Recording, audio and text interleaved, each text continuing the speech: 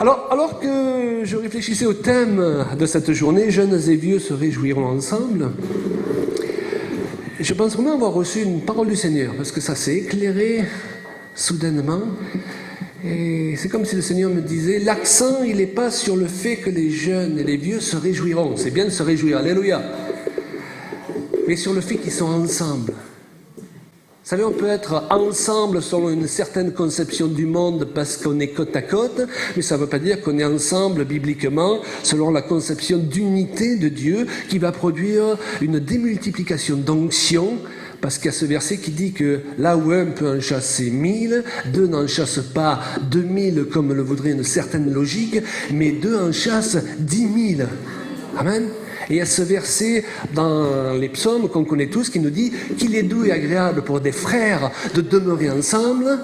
Car alors c'est comme l'huile qui coule sur la barbe d'Aaron, l'huile qui est une image de l'onction, et le verset continue en disant « C'est là que Dieu envoie la bénédiction ». Donc, dans le rassemblement des saints, que ce soit sous la forme de chapitres agglos, d'églises, d'hommes d'affaires de plein évangile ou autre, il y a une bénédiction particulière qui nous devient accessible parce que nous sommes ensemble. Mais elle ne nous devient pas accessible parce qu'on est assis sur les chaises les uns à côté des autres, mais parce qu'on est dans un même esprit, dans une même pensée. C'est pourquoi le début de ce passage que je viens de citer des psaumes nous dit, et il nous donne la clé, il est doux et agréable pour des frères de demeurer ensemble. Si nous créons, c'est là la condition, une ambiance dans laquelle il est doux et agréable d'être ensemble, alors Dieu peut se manifester au milieu de nous. Parce que déjà, si c'est doux et agréable d'être ensemble les uns avec les autres, c'est doux et agréable pour lui d'être avec nous. Mais si tu sais que quelqu'un dit du mal de toi, que l'autre il t'aime pas là-bas, et que l'autre il aime pas ta coupe de cheveux, et... cet ensemble-là n'a pas beaucoup de valeur. Et dans ce cas, il vaut mieux prier avec 2 ou 3 personnes avec qui on est vraiment dans l'unité qu'avec 5000 où on part chacun dans une direction différente. Est-ce que vous comprenez ? On n'est pas dans l'unité parce qu'on est mariés. Les gens jugent souvent les gens divorcés, mais ce qui vivent à la maison, ça vaut pas mieux souvent. Amen. Et on se permet de juger ceux qui ont fait ce pas. J'ai l'habitude de dire qu'on ne sait jamais ce que les gens y vivent et on ne sait jamais ce qu'on supporterait à leur place. Parce que Dieu, il nous place ensemble, non pas pour dire à la fin du parcours, ça va être dur de la supporter, mais surtout garder le bon témoignage chrétien. Ça s'appelle l'hypocrisie. Dieu, il nous met ensemble, que ce soit dans le couple ou que ce soit dans une église ou les uns avec les autres, pour qu'on soit ensemble selon sa conception à lui, ensemble dans l'amour, ensemble dans le partage, ensemble dans l'onction, ensemble dans la mission. Déjà, lorsque Dieu y place l'homme et la femme dans le jardin d'Éden, c'est pas pour qu'ils construisent une gentille petite famille. Je sens que je vais morfler cet après-midi. Je m'assois. Non, vas-y. Qu'est-ce que je veux dire par là? C'est important et c'est la volonté de Dieu que tu aies une gentille petite famille. Mais c'est pas le but premier. Le but premier, c'était de dominer ensemble. De régner ensemble. C'était de créer un contexte dans lequel il est agréable pour elle d'être avec moi, il est agréable pour moi d'être avec elle. Et l'onction se démultiplie naturellement. Et là où on n'arrivait pas à avoir toutes nos victoires seuls, ensemble on les a. Là où seul chez toi tu as jeûné, tu as prié, tu t'es même cherché des péchés là où elle n'avait pas parce qu'on t'a dit de les chercher, et que tu n'arrives pas à résoudre ce problème, ensemble avec les autres, et grâce à ton onction qui se multiplie au contact de leur onction, ton problème, il va être éjecté à l'espace d'une réunion et d'une journée comme celle-ci. Ensemble. Et cette fête d'être ensemble, on parle de jeunes et vieux. Je me rappelle, il y a 40 ans, enfin, si, déjà ouais. On était invités parce qu'on chantait déjà quand on s'est rencontrés. Et les gens, ils disaient, ah, on a invité des jeunes de venir chanter. Et maintenant, bon, ils disent pas les vieux. Mais finalement, on passe à travers des générations. Et ce que j'aimerais et je désire de voir de plus en plus, c'est qu'il n'y a pas cette division entre générations. Mais quand il y a l'Esprit de Dieu qui touche une famille, une communauté, un rassemblement, une église, eh bien, on voit qu'ils ont envie d'être ensemble, que les jeunes, ils sont attentifs aux plus âgés et que ceux qui sont dans la force de vie, ils sont encore à l'écoute de ceux qui ont moins et ceux qui sont plus jeunes. Et je crois que ça, c'est quelque chose, c'est un secret que le Seigneur nous donne quand il nous dit, jeunes et vieux, de se réjouir ensemble. C'est que la bénédiction, le fait, on parle tellement d'unité, mais il y a plusieurs sortes d'unité. Et que ce qu'il faut chercher, c'est d'être bien dans la présence de Dieu. Et de vouloir évoquer sa gloire, mais aussi la puissance qui peut couler à travers nous si on décide d'être ensemble. Mais pas ensemble, mais de demeurer ensemble. Alléluia. Alors cet après-midi, on voudrait partager quelques points qu'on a partagés dernièrement, même sur Internet et à travers nos voyages, sur l'importance d'être unis. Alors en tant que couple, parce que nous, on a cet avantage et ce grand plaisir de voyager ensemble et d'exercer le ministère ensemble, c'est une grande bénédiction. Tout le monde n'a pas la possibilité de faire cela. Mais les principes que nous partageons, s'ils concernent le couple, ils partagent aussi toute forme de relation, que ce soit avec nos amis, que ce soit dans l'église, dont ne dites pas je suis seul, donc ça ne me concerne pas cet après-midi. Vous avez vu tous les efforts que le diable il a fait ces dernières années pour détruire les familles chrétiennes, pour détruire les familles de serviteurs de Dieu, pour pousser les hommes et les femmes à la dépression, leurs enfants à la dépression. Vous savez pourquoi? Parce qu'il sait que la joie du Seigneur est ma force.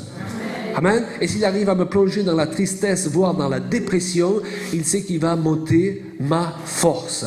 Et aujourd'hui, il faut que des hommes et des femmes se lèvent, alléluia, avec le désir de briser le pouvoir de Satan qui nous empêche d'être un ensemble et de servir Dieu. Le premier point, c'était la notion de service. Beaucoup de gens, ils se marient pour être servis par l'autre. Ou ils viennent dans l'église pour être servis. Alors j'ai l'habitude de dire, dans une église, lorsque 80% des gens arrivent à venir pour servir au lieu de venir pour être servis, vous supprimez 80% des problèmes. Vous savez, on est dans une société, on a droit au chômage, on a droit à ceci, on a droit à cela, et alléluia. Mais on vient dans l'église, souvent on dit, j'ai droit à quoi? T'as droit à servir. Ah, ça c'est moins intéressant. Donc quand je me marie, c'est pas pour être servi par l'autre, c'est pour servir. Quand je viens dans une église, quand je décide de faire partie d'un chapitre aglo ou autre, eh bien je viens pour servir.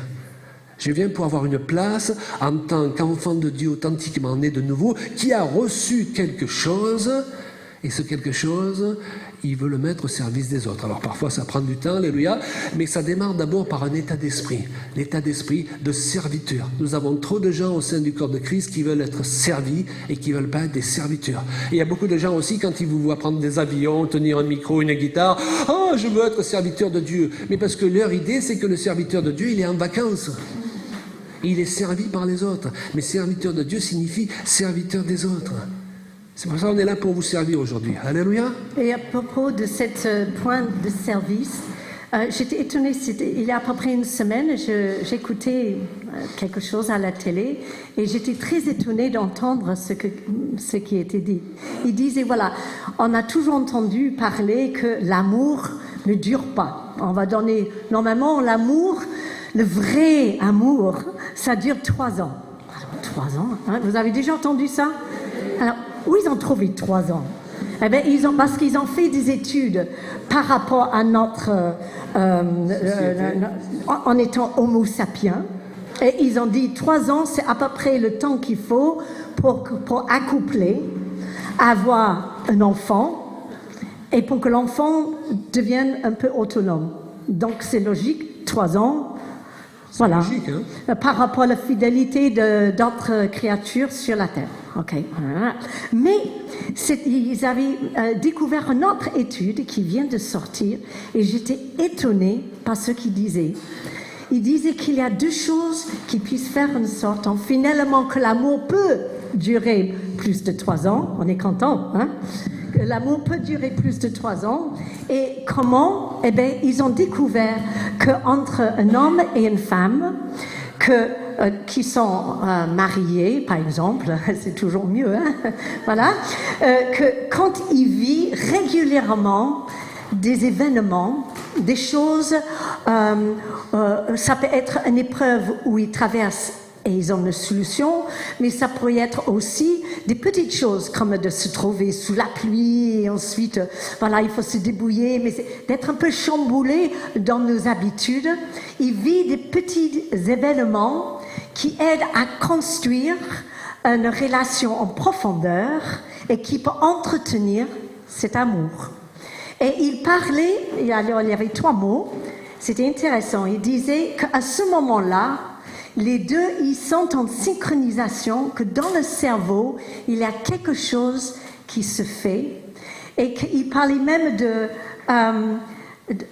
vibration dans le cerveau, voilà, et qui faisait une sorte qui se communiquait, et ça fortifiait la foi en un et l'autre, et que l'amour pourrait continuer. Je dis, ok, c'est intéressant, parce qu'en fait, quand un couple, chacun vit chacun de son côté, boulot pour l'un, maison, enfant de l'autre, et ils tombent dans une routine, eh bien, l'amour, il peut mourir parce que, eh bien, on n'entretient pas. Est-ce que ce n'est pas ce que l'apôtre Paul disait? Ce que je vous reproche, c'est que vous n'avez pas entretenu cette première amour. Eh bien, je m'en fous combien de temps l'amour dure au début. Ce qui est important, c'est qu'on arrive à l'entretenir. Et le deuxième facteur, il disait dans cette nouvelle étude qui venait des États-Unis, et il disait, et c'est ça où on arrive à cette point de complicité, c'est qu'en fait, c'est qu'on est là, si on entre dans la vie du couple dans une mentalité de service, et qu'on veut, on désire, le plus qu'on désire, c'est que l'autre soit heureux, que ça soit avec ou sans nous. Eh bien, l'amour, il dure plus longtemps. Et je disais, mais ça, c'est des principes, on le savait déjà, nous, les chrétiens, n'est-ce pas? Et pourtant, on a besoin de l'entendre encore, d'être au service de l'un et l'autre. C'est de pouvoir, et ces petites occasions qui fortifient notre amour, notre foi, ça peut, je crois qu'on peut l'adapter autant pour l'amitié que les relations parents-enfants, que les relations enfants-parents. C'est qu'il faut qu'on vit des choses ensemble, des petites occasions, des trucs inattendus et parfois des bricoles qui pourraient être un problème, mais le fait qu'on trouve une solution ensemble, eh bien, mon amour, il va s'approfondir. Il y a un respect qui s'installe. Et c'est pareil avec le Seigneur. C'est pareil avec le Seigneur.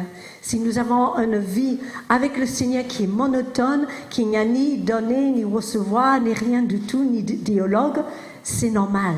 Mais avec le Seigneur, si on vit des aventures régulières, des choses qui... Waouh, il m'a étonné, le Seigneur. Et il me dit, ah, elle m'a étonnée celle-là. Alléluia.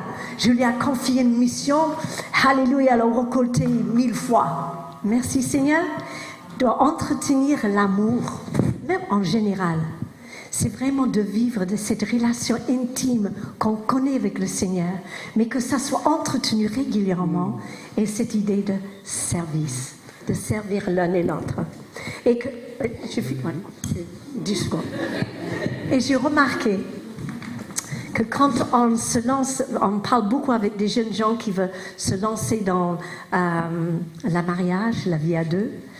Et je leur dis, mais si on réalise qu'il faut investir dans l'autre pour que lui, il devienne un homme qu'il aimerait être plus tard, qu'il devienne celui qu'il a toujours senti qu'il devrait être. Et si lui, il travaille de m'aider, je prends un exemple, par exemple, tu écoutes, hein, quand même.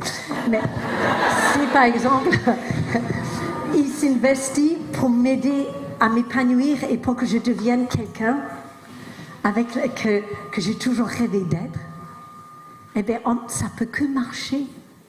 Ça peut que marcher. Et puis, vous savez, en chaque femme, oui, Il y a Oui. une Oui. reine Oui. et il y a une folle. Merci. Et en chaque homme, il y a un roi. Et un fou. Oui. Si le matin, quand je me lève, elle parle au fou en moi, je vais être de suite conditionné. Tu as encore laissé traîner tes chaussettes. Je t'avais dit de mettre ça là, tu l'as encore mis là. Je vais être conditionné à me comporter comme un fou toute la journée, voire toute la semaine, et j'en suis bien capable, si vous voulez savoir. Mais si elle parle au roi, je vais avoir envie de me comporter comme un roi dès le matin, et ça va être la première qui va être au bénéfice du roi. Et si moi, le matin, quand je me lève, je lui parle comme à une reine, elle va avoir envie, parce que les paroles ont un pouvoir, la mort et la vie sont au pouvoir de la langue, elle va être conditionnée à se comporter comme une reine, et je vais être le premier qui va être au bénéfice de son comportement. Le problème de beaucoup de couples, c'est que c'est toute la semaine le fou qui parle à la folle. Et ça ne peut pas s'arranger, on prend les choses à l'envers, est-ce que vous comprenez? La Bible dit que Dieu appelle les choses qui ne sont pas comme si elles étaient. Ça m'a fait penser qu'on a eu un de nos enfants, nos 4 enfants, qui passait par un temps difficile. Il connaissait le Seigneur en étant jeune, mais après, il aimait la fête. Voilà, donc il voulait faire à sa tête, etc., etc. Et on a commencé de prier. Et je dis, mais Seigneur, mais comment je peux prier? Parce que, je ne sais pas, il ne m'écoute pas, blablabla. Enfin, vous connaissez tous cela, hein? Et le Seigneur m'a dit une chose étrange. Il m'a dit, commence de prier pour que le prince qui est en lui se réveille. Au lieu de lui faire toutes sortes de reproches chaque fois que tu le vois. Commence de prier que le prince... Je dis, d'abord, il faut que je l'imagine, voilà. Habillé en prince, peut-être pas, mais habillé, voilà. Et que le noblesse qui se trouve dans l'autre se réveille. Parce qu'en fait, on est créé dans le cœur de Dieu. Et que, comme je disais ce matin, il nous a semé des choses à l'intérieur de nous. Il a plein de bonnes choses, même dans les cœurs les plus rebelles. Mais à force de se plaindre à Dieu, dire « Dieu, mais il ne peut pas changer, machin, et ça va pas, ça va pas, ça va pas. » Il a dit « Arrête de faire une liste, je sais déjà. » Mais commence à juste parler, de dire « Oui, Seigneur, merci. » Parce que et en plus, il m'a demandé de dire des choses par la foi. Et la prochaine fois que je le voyais, je disais « J'ai confiance en toi. » Il me dit « Ah bon, maman, c'est vrai ?» Et de commencer de changer mon langage par le pouvoir qui m'a été donné. Ici, cette langue, il peut tuer comme il peut donner la vie. Et de juste dire des bonnes choses. Et depuis qu'on a fait ça, mais le monde a changé. Et il a changé, transformé. Et c'est vraiment comme des semences qu'on donne, on donne. C'est de changer d'alimentation, de changer entre une vie malsaine et une alimentation malsaine. Et de petit à petit, on ne peut pas changer comme ça. On peut s'y forcer, mais ensuite on ne tient jamais. Vous avez remarqué? Et ma fille, un jour, elle m'a dit, maman, j'ai décidé, je ne vais plus faire de régime. Je vais chercher d'avoir une bonne santé. Et c'est la même chose pour nos enfants. Et de commencer de prier pour que la princesse, la prince, Alléluia. il se réveille en eux. Pour que quand Dieu leur parle, il va dire, ah tiens, quelqu'un m'a parlé. Ah, bien sûr, parce que c'est le prince qui est en eux, qui reconnaît que leur nom est appelé. Voilà. Et il y a beaucoup de gens qui veulent une autorité, et Dieu veut nous donner de l'autorité. Déjà, notre statut de nouvelle créature nous donne de l'autorité. Mais l'autorité, Jésus a précisé à ses disciples, lorsqu'ils sont venus le trouver pour savoir qui était le plus grand, que ça ne fonctionnait pas comme dans le monde. Dans le monde, quand on a une autorité, on veut écraser les autres. Mais Jésus leur a montré, lui, qui était le plus grand, celui qui avait le plus d'autorité. Il leur a montré que l'autorité se manifestait par le service en lavant leurs pieds. Amen. Parce que l'autorité est indissociable de la responsabilité. Nous avons beaucoup de gens aujourd'hui qui veulent une autorité sans avoir une responsabilité. Il y a beaucoup de gens qui veulent se marier, ok, mais être un mari, c'est une responsabilité. Dieu me confie une femme et je vais devoir rendre des comptes un jour à Dieu de ce que j'en ai fait. Il ne m'a pas donné une boniche à la maison. Avoir un mari, pour une femme, c'est une responsabilité, c'est de ne pas lui marcher dessus et le mettre en valeur, pour lui faire comprendre qu'il est un vaillant guerrier. Et un jour, on devra rendre des comptes pour cela. Avoir des enfants, tout le monde sait faire des enfants. Si vous avez un problème, je vous donnerai un petit papier avec un dessin tout à l'heure à la sortie, ok? Ça peut se régler très vite. Mais être père, c'est une responsabilité. Si je suis père, je ne peux plus faire n'importe quoi. Déjà, si je suis marié, je ne peux pas vivre comme un célibataire. J'ai une responsabilité de m'investir, non pas pour détruire la vie de mes enfants à travers mes paroles, non pas pour essayer de leur faire vivre la vie que je voudrais qu'ils vivent moi, mais pour les aider à s'épanouir. Si j'ai la responsabilité en tant que serviteur de Dieu de former des gens pour les envoyer dans la mission, le plus mauvais calcul que je puisse faire, c'est d'essayer de les faire devenir moi et d'en faire des doubles de moi, parce qu'ils ne seront jamais un aussi bon Claude Payan que moi. Mais essayer de leur faire comprendre qui ils sont dans le plan de Dieu. Et nous avons beaucoup de gens aujourd'hui qui essayent de refaire tel serviteur de Dieu, tel serviteur de Dieu, et ça ne marche pas, parce que Dieu, il n'aime pas les photocopies. Et l'unicité est un facteur d'onction. Tu n'as pas besoin d'essayer d'être l'autre parce que tu as été créé unique. Alors tu crois parfois que tu n'as pas reçu de dons, mais ce n'est pas parce que tu n'en as pas reçu, c'est que tu ne les as pas encore découverts. Ce n'est pas pareil. Le deuxième point que je voudrais partager avec vous, c'est quelque chose qui m'est venu dernièrement. Et quand on se demandait avec humour, souvent avec Julia, est-ce que tu m'aimes toujours ? Alors, je ne sais pas si c'est toi qui as commencé ou moi à donner cette réponse avec humour. Ben, de toute façon, tu n'es pas difficile à aimer. C'est facile de t'aimer. Et si on devenait tous faciles à aimer ? Il y a tellement de gens qui veulent garder leur sale caractère et qui veulent qu'on les aime quand même. Alors souvent, les gens disent « j'ai un problème de couple ». Mais parfois, c'est pas ça. Si tu n'as pas changé ton caractère, tu n'as pas un problème de couple. Tu as un problème de sanctification qui se répercute dans ton couple. C'est pas pareil. Je ne dis pas que ça correspond à toutes les situations, ok ? Mais dans l'Église, parfois, on a affaire à des gens qui sont difficiles à aimer. Alors, je ne dis pas qu'il ne faut pas les aimer quand même. Ah, ça me rappelle un jour quand j'étais pasteur. J'ai été pasteur pendant plus de 20 ans. Dieu m'a délivré. Et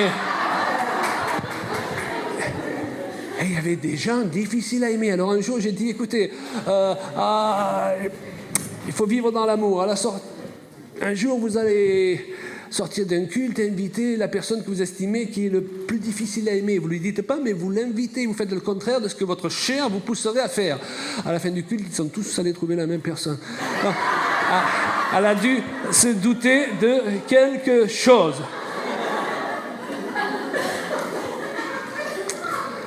On peut se poser la question sous une autre forme. Est-ce qu'il y a assez de Christ en moi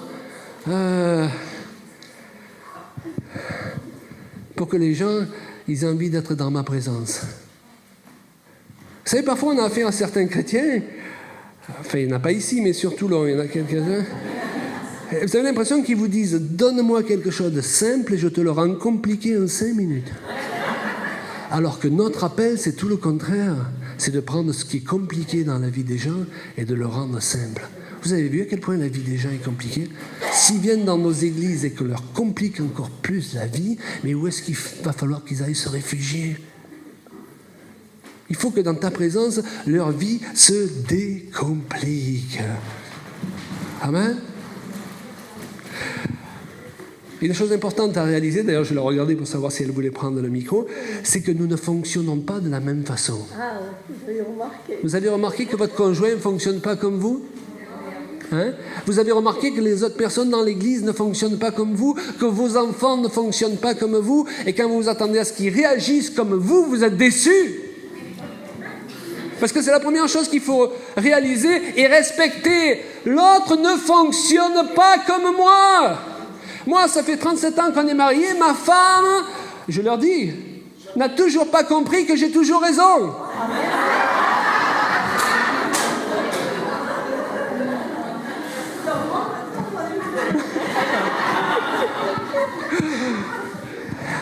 Par exemple, lorsque nous partageons, moi je viens, j'ai des notes, je pose les bases, et elle est plus prophétique, donc elle a besoin d'être spontanée. Elle ne veut pas que j'arrive et je lui dise « Allez, à toi maintenant !» Et je dois respecter ça. Est-ce que vous comprenez? Parfois, on voudrait que les gens fassent comme nous. Ils suivent nos 10 points. Non!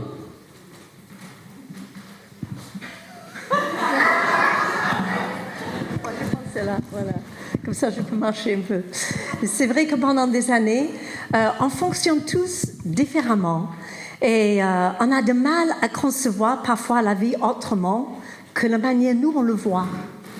Mais souvent, le Seigneur, il place à nos côtés des personnes qui semblent parfois contradictoires à tout ce qui est en nous, mais simplement pour qu'on apprenne à être complémentaires.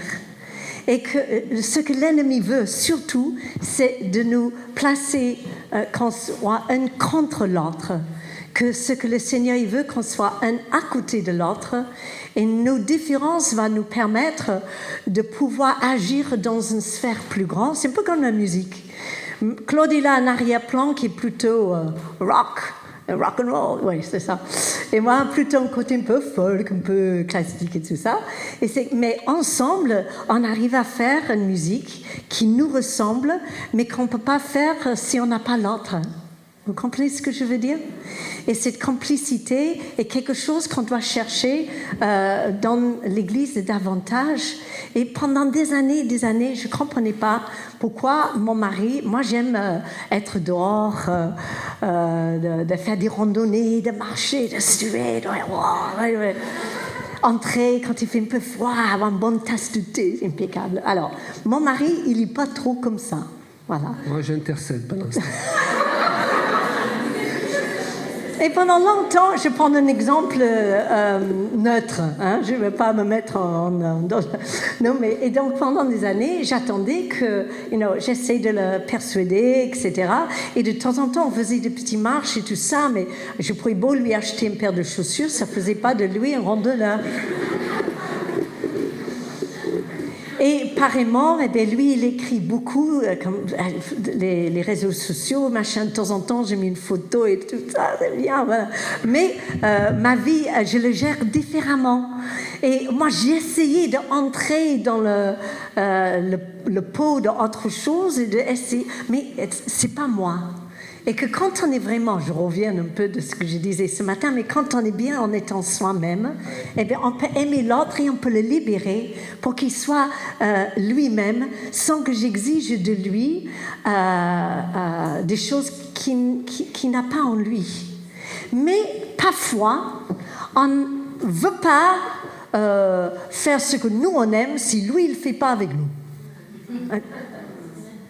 Parce que peut-être on est timide, on n'est pas sûr de nous, alors donc, ah non, je ne vais pas si tu ne viens pas avec moi.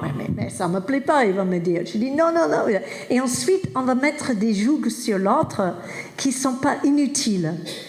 Et que le Seigneur, je crois que dans notre vie de couple, j'ai beaucoup appris, mais c'est surtout les choses les plus précieuses que j'ai appris, c'était de lâcher. Et de lâcher régulièrement. Et parfois de lâcher des choses qui m'ont été difficiles à lâcher à cause de lui. Non. Mais c'est exprès. Non. Mais en fait, non, c'est de lâcher des choses, mais en fait, qui sont inutiles. On a tous des intérêts. Mais imaginez par exemple un fermier. Alors qui a des champs et ensuite il va se marier avec quelqu'un qui a un potager. Eh bien ensemble il faut qu'il fasse des produits, il faut qu'il fasse des récoltes, des semences qui s'intéressent à tous les deux. On aura toujours un terrain qui soit favorable à tous les deux. Moi, je pourrais, et il y a beaucoup de couples, pourquoi je parle ça? C'est parce qu'il y a beaucoup de couples que, à cause de l'esprit individualiste de la société aujourd'hui, on va juste faire notre truc. Oui, c'est mon mari, mais je veux faire mon truc. Qui est un peu le contraire de ce que j'ai dit tout à l'heure, c'est que je ne peux pas m'épanouir si tu n'es pas là. Mais ce que Dieu veut, c'est qu'on soit des individus épanouis. Mais je vais choisir mes cultures en fonction de mon mari. Si je suis une artiste, il paraît un peu, hein, alors donc je vais choisir et je vais cultiver des arts qui vont être complémentaires avec ce que mon mari fait. Et comme ça, moi je suis épanouie et lui aussi. Mais je connaissais des couples que tellement leurs idées étaient différentes, mais au lieu de trouver un projet commun dans le Seigneur, eh bien, ils finissaient par s'écarter et ensuite ils n'avaient plus rien en commun. Je ne sais pas si vous comprenez ce que je veux dire. Voilà. Donc, il faut voir les choses qui l'intéressent. Et bien, j'essaie de... Voilà, je m'adapte parce que nous, les femmes, on est bons à ça. D'ailleurs, je pense que j'ai fait plus d'efforts que toi. Mais j'avoue que lui aussi, il a fait des énormes efforts. Il fallait pour rester avec moi parce que... Voilà. Alors, un couple... C'était pas prévu. Ça. Et il a... Excusez-nous, on s'est lâché, c'était pas prévu. On n'ira pas plus loin. Comme disait mon épouse, et c'est bon pour notre relation avec nos enfants, c'est bon pour notre relation avec les autres frères et sœurs dans l'Église, l'idée de relation entre ministères aussi, l'idée est d'être ensemble contre l'adversaire. Ok ? Sur la même ligne. Lorsque la Bible dit que Dieu a donné à l'homme une aide, il est dit une aide semblable à lui, non pas une aide inférieure à lui. Le couple, c'est pas ça. C'est pas ça non plus. Ok ? C'est ça. Alors, parfois, il y a des femmes qui disent « Oui, je suis placée comme une aide, c'est dévalorisant. » Vous savez que c'est le même terme qui est employé pour décrire le Saint-Esprit dans le Nouveau Testament. Un des sens du terme paraclet, c'est aide. Donc, si Dieu dit à la femme qu'il a placée comme aide, ce n'est pas un terme dévaluant. C'est pourquoi n'oubliez pas de toujours donner au terme des versets bibliques les définitions qui sont selon le cœur de Dieu et non pas les définitions de ce monde. Être soumis dans ce monde, c'est être écrasé. Aucune femme bien dans sa tête a envie d'être écrasée. Dans ce monde, l'homme est le chef de la femme. Chef, ça signifie je te domine et j'en profite. Mais vous savez ce que ça signifie ? Chef, en grec, ça signifie source de bénédiction. Toute femme bien dans sa tête, elle a envie d'avoir un mari qui est une source de bénédiction. Mais toute femme bien dans sa tête, elle n'a pas envie d'avoir un gros macho à la maison. Hello ? Vous savez, le problème, c'est que souvent on donne les définitions aux termes que nous disons qui appartiennent au monde. Et il nous faut connaître et comprendre les définitions de Dieu. Un autre point important que nous voulons partager, c'est le respect. C'est quelque chose qui revient continuellement dans l'Écriture. C'est quelque chose qui s'est perdu, du moins dans les églises évangéliques. L'honneur. Vous savez, à une époque, au temps des chevaliers, on était prêt à perdre sa vie plutôt que de renier sa parole. Mais aujourd'hui, on dit un truc, le lendemain, on dit le contraire. Tu dis ça à tes enfants, et puis après, tu le fais pas. Il y a la confiance qui se perd dans la famille même, parce qu'on a perdu l'honneur. Alors, la Bible n'arrête pas de nous dire de nous honorer les uns les autres, d'honorer les serviteurs de Dieu. Dans le même passage, il est question de respect, d'honorer, de révérence.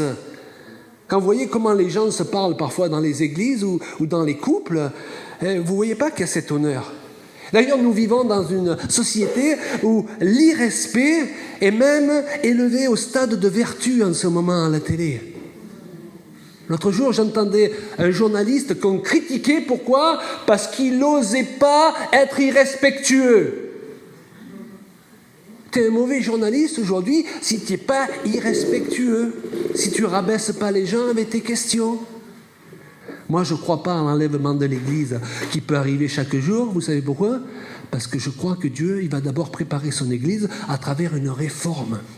Ce n'est pas une question de la dénomination à laquelle tu appartiens. On disait tout à l'heure, on croit à l'unité du corps, justement, pour produire la multiplication de l'onction, mais on ne croit pas à n'importe quelles unités. Alors je vais peut-être vous choquer cet après-midi. Moi, je ne crois pas plus à l'Église catholique qu'à l'Église protestante et qu'à l'Église évangélique. Moi, je crois à l'Église de Jésus-Christ, le corps que Jésus se construit, qui est composé de gens qui sont dans tous ces milieux. Et c'est très différent, cette unité-là. Amen, que je crois.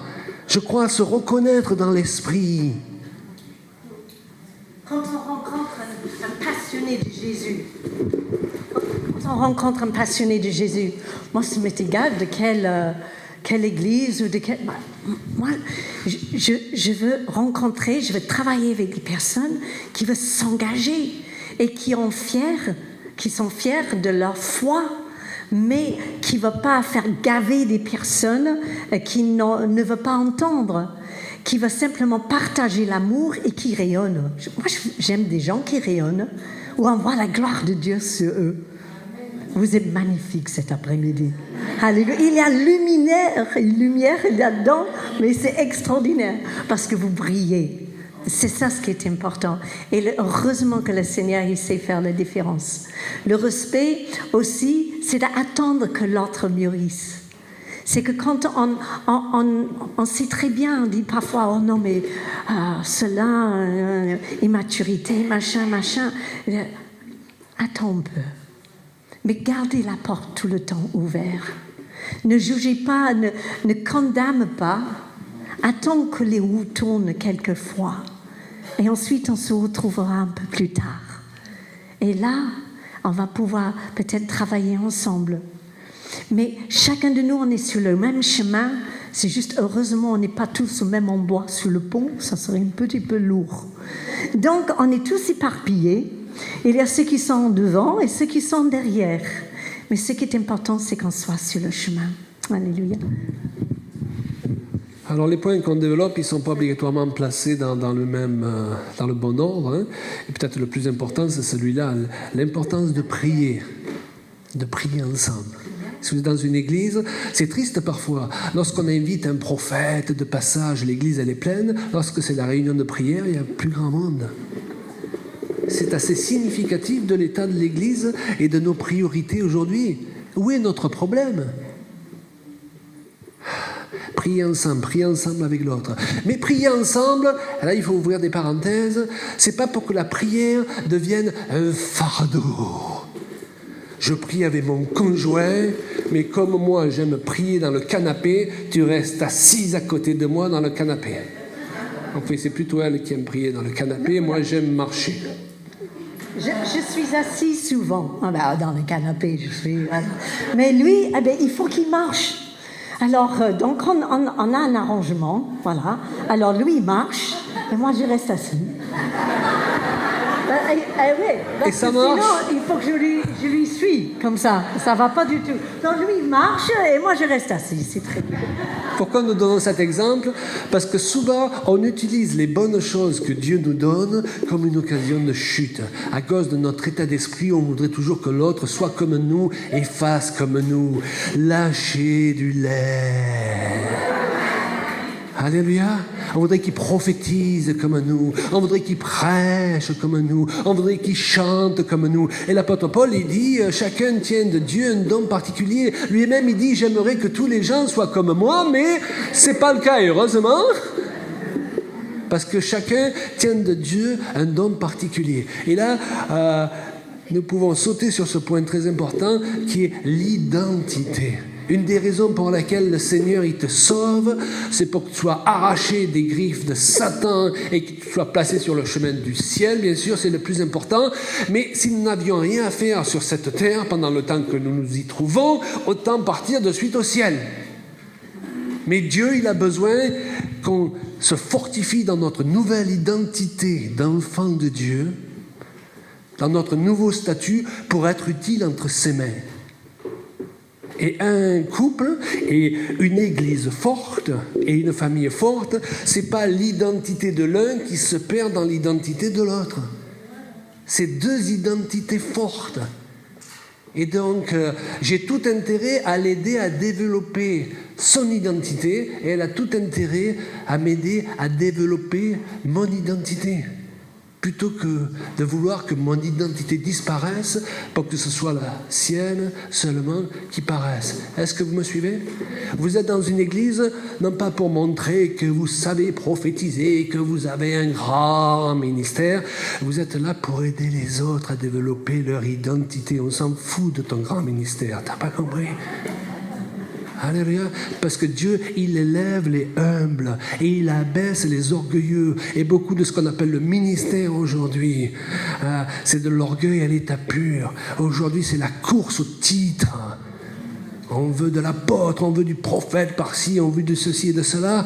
Et souvent, quand on rentre à la maison, on vient de faire un merveilleux sermon sur l'amour et on crie comme un malade sur son conjoint pendant 2 heures. Alors je le dis souvent, venez dans les rassemblements ou à l'église ou dans les rassemblements comme celui-ci, vous exprimez avec tout votre être et criez fort, alléluia, et soyez calme à la maison.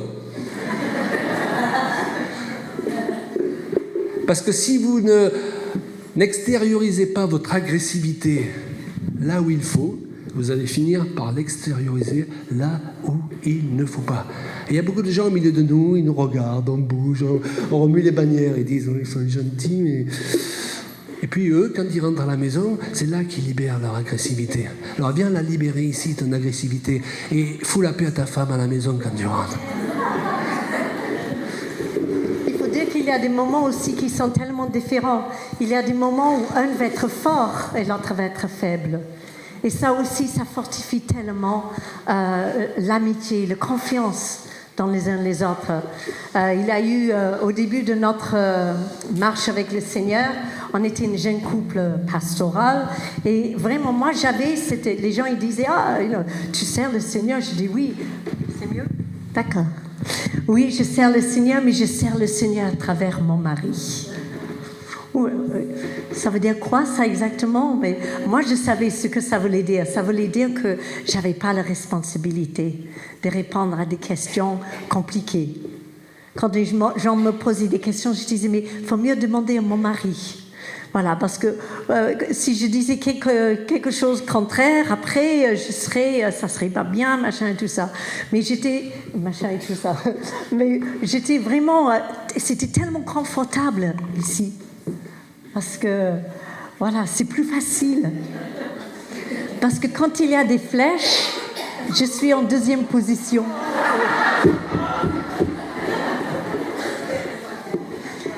Et c'est là où j'ai un respect énormément pour cet homme à côté de moi, parce que il a toujours été derrière moi pour m'encourager. Et pour les hommes qui sont ici aujourd'hui, soyez vraiment des encourageurs, non, des encouragateurs, des encouragements. Non, mais ça va, hein? Soyez des encouragements pour ce que vous voyez autour de vous, les petites sœurs, les petites mamies aussi qui sont à l'église, et les encourager, parce qu'il va y avoir un moment où je me rappelle que mon mari était ensuite visé, on va dire comme ça, et en revenant d'une mission de Madagascar, il a eu un neuropalud, il se trouvait à l'hôpital, et après plusieurs semaines, c'était pas sûr. Et d'un coup, là, je vois ma vie, et les gens disent, mais en fait, je crois que j'ai utilisé mon mari plutôt comme un bouclier, plutôt que le bouclier du Seigneur. Vous comprenez ce que je veux dire? Et je me suis rendu compte, si demain il part, quoi vaut vraiment ma vie, ma position, mon engagement avec le Seigneur? Oui, mais j'ai 4 enfants à la maison, on a des excuses extraordinaires. Mais à un moment donné, même le Seigneur, il dit, mais ils ne sont pas valides, tes excuses. Mets tes priorités en place. Même si tu ne peux pas faire plein de choses, il faut assumer ce qu'il faut. Mais prépare-toi. Pas en mémorisant à moitié de la Bible, mais dans ta tête, fortifie ton être intérieur chaque jour, là où tu es. Même au milieu des réunions des jeunes, des activités, de plein de monde dans la maison. À un moment donné, on était 9 chez moi. entre ma mère, mon frère, la grand-mère, les 2 chiens, les enfants, le groupe de jeunes. Je ne sais pas comment je faisais. Mais on est vivant, hein, ça va. Et finalement, j'ai gardé de très bons souvenirs. Mais même au travers de tous ces moments-là, je voulais me fortifier dans mon être intérieur. Et le jour où mon mari se trouvait, c'était un peu avant cela, mon mari se trouvait mal, et bien c'était une vraie confrontation que le Seigneur il a permis que je puisse avoir avec lui. Oui, il m'a dit, ok, maintenant c'est à toi de te lever et de tenir debout seul. Parce que Dieu, il veut 2 êtres sur 2, plutôt qu'un qui s'accroche à l'autre. Et c'est parfois l'homme qui s'accroche à une femme de foi. Très souvent dans nos églises, les femmes, vous êtes au premier rang, vous portez tellement, et ensuite il faut traîner le mari derrière. Excusez-moi. On va couper au montage. Hein. Non, c'était bien finalement. Et d'autres fois, eh bien, c'est la femme, oh, je ne sais pas, je suis confuse, je ne sais pas, je ne me sens pas bien. Oh, ça va. À un moment donné, chacun de nous, on est responsable de comment répondre à Dieu et de ce qu'on va faire de notre vie. Et ces moments-là, eh bien, il fallait 2 ans vraiment qu'ils récupèrent après ça. Et c'était mon occasion de lui montrer vraiment combien j'étais là. Ensuite, il y a eu d'autres moments où j'ai passé qui étaient difficiles. Surtout, voilà. Et c'était lui qui était fort pour moi. Et au fur et à mesure, à travers des années, eh bien, l'amour, il est entretenu. Et c'est la même chose dans un couple, que ça soit aussi dans nos rapports, dans nos églises. Il y a des frères, des sœurs près de vous qui n'ont peut-être pas un mari ou qui n'ont peut-être pas de famille. Le Seigneur, il m'a dit un jour, vous aurez ta famille, mais vous aurez aussi la famille adoptive. Ça veut dire quoi, Seigneur? Ça veut dire tous ceux et celles qu'il va m'envoyer, il va nous envoyer pour être à l'abri de notre foyer. Des frères, des sœurs de cœur, des enfants de cœur, des parents de cœur. Ouais, il y a des mamies, des papis, je les aime trop. Et le Seigneur, il m'a montré comment les aimer. Il faut qu'on soit là les uns pour les autres, pour que le jour qu'on ne va pas bien, eh bien, l'autre sera là.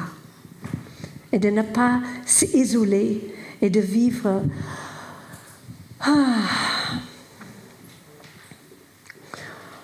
On n'est pas Zorro, hein, chacun. D'accord? Et Dieu, il aime l'Église. Il aime de voir son peuple vivre ensemble, mais dans la vraie unité. Non, je sais, j'ai fait des grandes phrases après. À toi. Un autre point important, c'est bannir l'accusation.